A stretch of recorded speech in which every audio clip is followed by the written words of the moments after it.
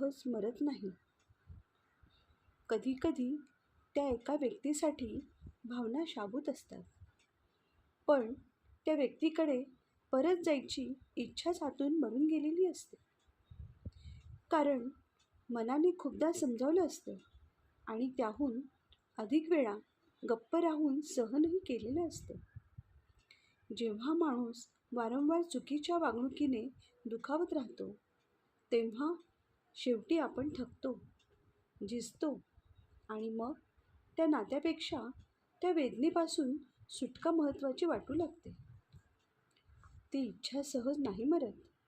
तिच्या मागे असतो एक अनामिक संघर्ष, समजावण्याचा, समजून घेण्याचा, क्षमा करण्याचा आणि अखेर स्वतःला सावरण्याचा.